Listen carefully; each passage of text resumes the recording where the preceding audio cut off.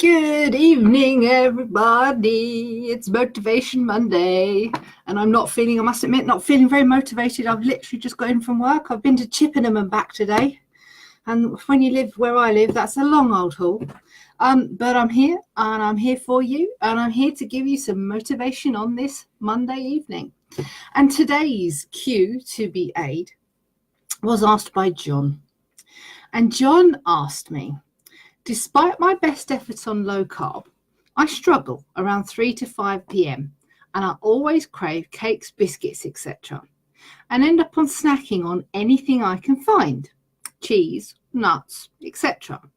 But I end up eating too much. How can I stop this? As always with the Motivation Monday cue, it has a really silly, simple, small answer. The way you stop eating snacks is to eat bigger meals. Snacking was invented, I don't even know when it was invented, but if I remember rightly, the word snack doesn't exist until about the 1950s or so.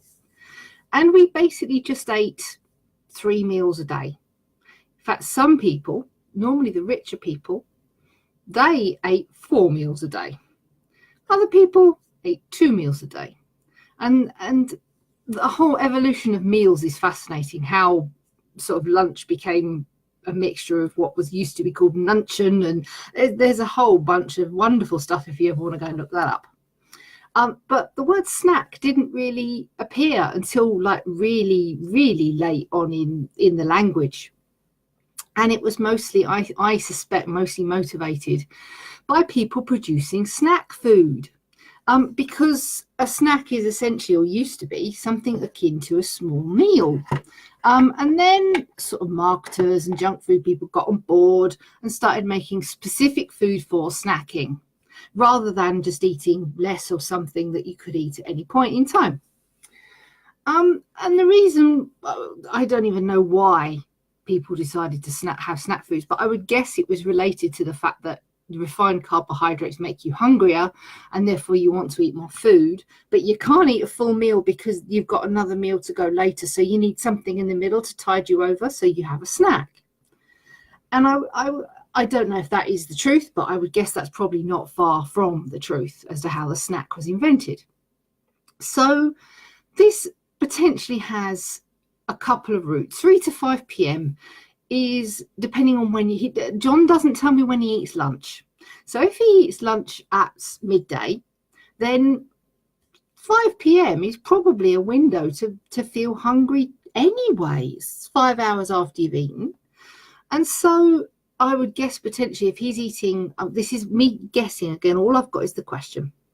But if he eats lunch around midday and say he gets home at about 7 and that's when the evening meal is supposed to be, that's quite a long sort of window with no food at all. So I've got a couple of things you could suggest here. And he also doesn't say if or not he eats breakfast.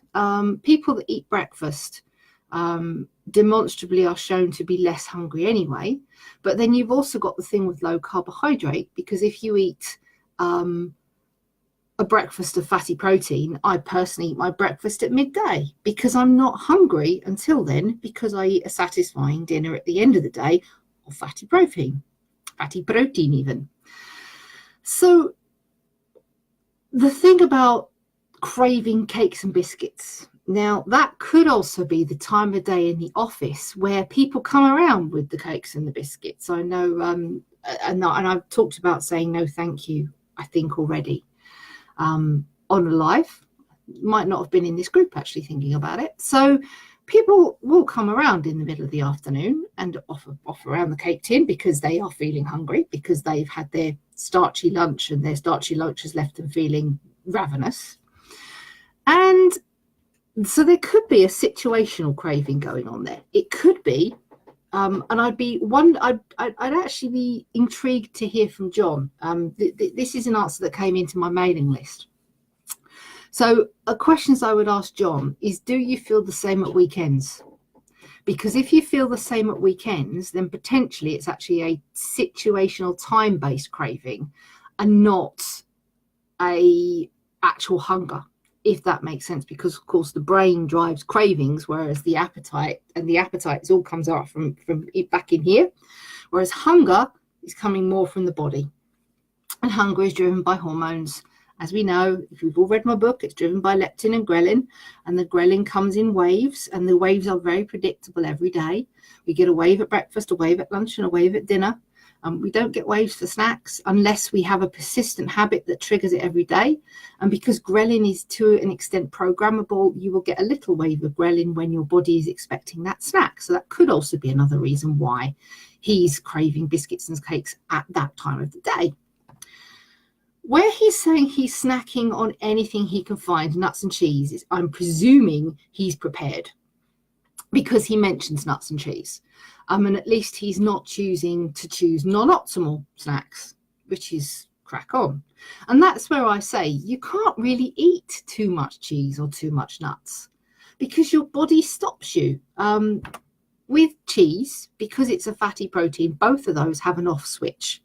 So, and this is where I caveat this with people that don't have a broken relationship with food will generally eat some cheese and go, I've had enough cheese now, and then they stop.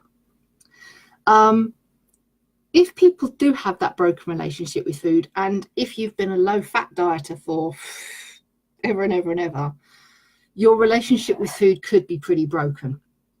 And that's where you might find you're eating too much. But also your too much could be beating yourself up because you think you shouldn't be eating it. There's that word shouldn't. We should never should on anyone. Should means I don't really want to do it, but I suppose I must. That's what the word should actually means. So when you should on yourself, you're telling yourself you don't actually want to do the thing, but you feel like you have to for whatever reason that you're pressuring yourself into doing this. So cheese definitely should. Cheese in the body, if you don't have a broken relationship with food, has that off switch.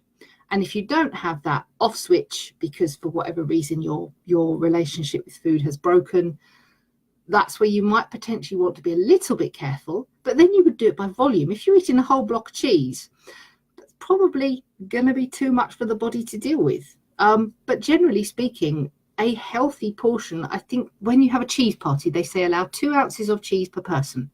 2 ounces of cheese, 50 grams, that's actually quite a considerable block of cheese. So it's difficult to eat that much cheese. It's difficult to go beyond, so I would say 75 grams of cheese. I think I tried it once and I couldn't. It made me feel sick because that's what happens. You start feeling nauseous with protein and fat. Nuts are a little bit more tricky, because they're that mixture. They're that mixture of all three. And the carbohydrate in nuts will encourage you to eat more of them. That is why nuts are moreish. So potentially, yes, nuts are something to be eaten in moderation.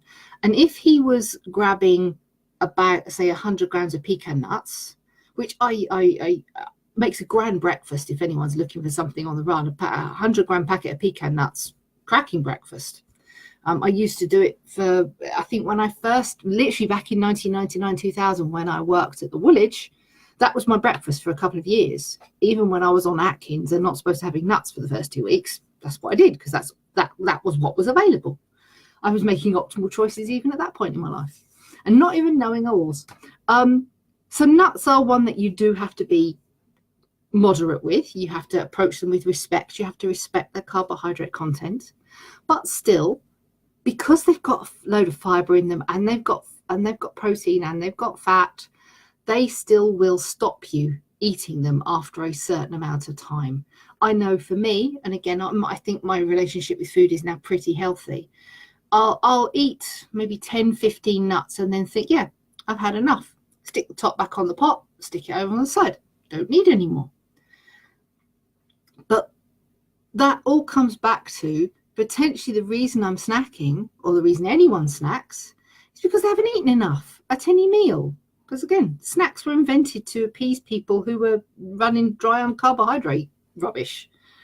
So the trite, simple, silly answer to this question is that how can he stop it? Eat bigger meals.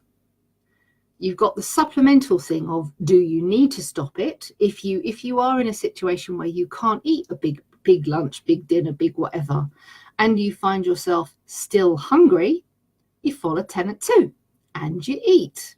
There is nothing wrong with that. Nothing wrong with eating if your body is telling you to eat at all. I give everyone permission to follow 10 at 2 to the letter. If you are hungry, eat. 10 at 1, not 10 at 2, because 10 at 2 is if you are not hungry, stop eating. So that means if you come to think, oh, I would really I'd love something to eat, but you aren't hungry, that's being driven by your brain. That's being driven by the want to chew, a sensation. And the answer to that one is generally have a glass of water and see if you still want something to eat. Because if you're not hungry, you might be thirsty. And that one is actually quite well known. Hunger and thirst get mixed up back there somewhere because of the way we generally don't tend to drink enough water or whatever. We drink caffeinated drinks, we dehydrate ourselves through the day. We might start the day having had a few too many the night before and then be sort of that low level dehydration. Most of the Western world runs in a very low state of dehydration, which means we don't have as much brain function as we should have either. So if you are not hungry but finding yourself wanting to eat something, and for me that one normally is nuts actually, I'll have some water instead. And if I still then want some nuts after that, I'll then have some because that's what my body is telling me to do. But I won't have like a whole packet. I'll have 10 or 15 and then I'll put the pot away. Donk. Because I have a very healthy relationship with food. Yes, I understand this is a work in progress. Yes, I understand I may be making some people feel some stuff, guilt, shame, whatever. No need to do that. I am where I am. You are where you are. And to get to a better place, all you need to do is have consistency, which of course is all the stuff I talk about in my book, which the link to the book will be, I think, down there at some point, or maybe up there, or maybe over there, because I've got to make sure I get hold of how this all tracks at some point. But anyway, I think, let's see what Lee said, because I've actually had a question. I had breakfast about 7 a.m, dinner about 4 p.m. I'm not as hungry now as I was at the beginning. Well, yeah, that's definitely because you're now eating things that satisfy. Whereas before, especially when your body is switching over, it's going, I don't know where my food is coming from. I don't know what's coming in. I'm all confused. And it basically asks you to eat because it's expecting you to eat carbohydrate. But we actively go at that point, no, I'm going to eat fat. And then it takes 2 or 3 days, maybe even 5 or 10, depending on your metabolism. And then your body goes, oh, okay, this is what I've got now. And then boom, it flocks over. And then most people, not everyone, get this massive energy rise. Things start feeling great. Hunger starts being suppressed. All in the garden is rosy. But yeah, I don't think I can go that far myself. I tend to do, my windows are, I eat at midday. And then some days I eat a lunch around 4 or 5 o'clock. Some days I forget. The last 3 days at work, I've totally forgotten to eat. And then I've got home and eaten at around 8 o'clock. And then that'll be it. I'm pretty much on 2 meals a day at the moment with what I'm doing with the carnivore. And next week, I'm going to give you the lowdown about how my month has gone for that. So do tune in next week. But meanwhile, I'll stop wittering about this week. So how to stop snacking is eat more at lunch. Eat more food at a meal time. If you are snacking on nuts and cheese, don't feel at all problematic with that. If you are hungry, eat. If you are not hungry, don't eat. And that's pretty much it. Silly trite answers, but that is the thing. Anyway, before I witter on even more, I will finish this off. So it's been Nicola Howard, Low Carb in the UK, and see you all next Monday. Bye.